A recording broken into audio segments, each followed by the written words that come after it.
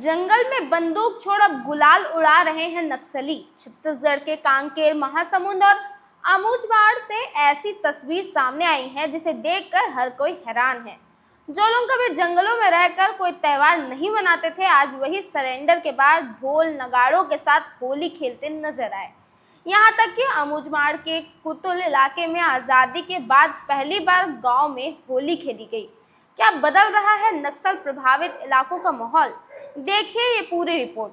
छत्तीसगढ़ के नक्सली प्रभावित इलाके में इस बार होली के मौके पर एक बेहद अलग और उम्मीद जगाने वाली तस्वीर सामने आई है।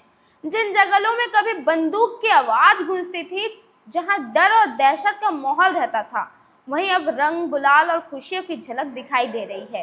कांकेर जिले के भानुप्रतापपुर स्थित मुल्ला चौंगेल पुनर्वास केंद्र में सरेंडर कर चुके नक्सलियों ने पहली बार होली मनाई। रंगों और ढोल की थाप के बीच सभी ने एक दूसरे को गुलाल लगाया और नई जिंदगी की शुरुआत का जश्न मनाया।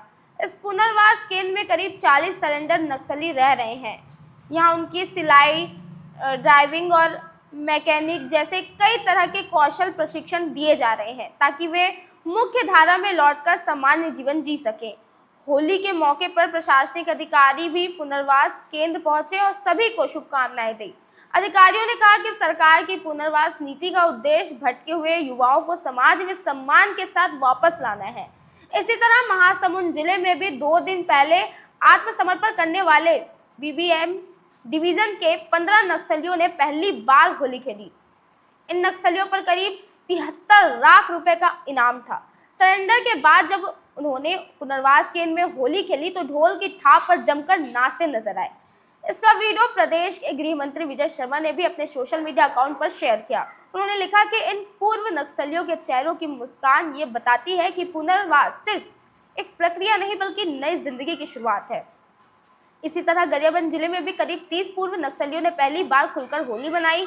यहाँ हल्बी गानों की धुन पर पूर्व नक्सली नाचते दिखाई दिए। इस कार्यक्रम में पुलिस अधीक्षक वेद व्रत सिरमौर और कलेक्टर भगवान सिंह उइके भी मौजूद रहे। पुलिस अधिकारियों ने पूर्व नक्सलियों को तिलक लगाकर होली की बधाइयां दी।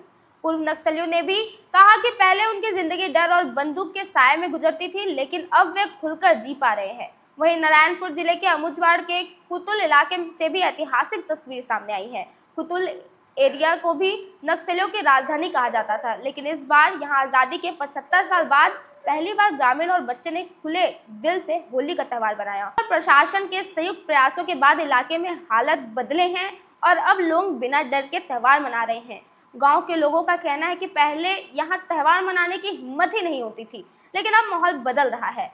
इन तस्वीर को देखकर साफ लगता है कि छत्तीसगढ़ के कई नक्सल प्रभावित इलाकों में धीरे धीरे हालत बदल रहे हैं।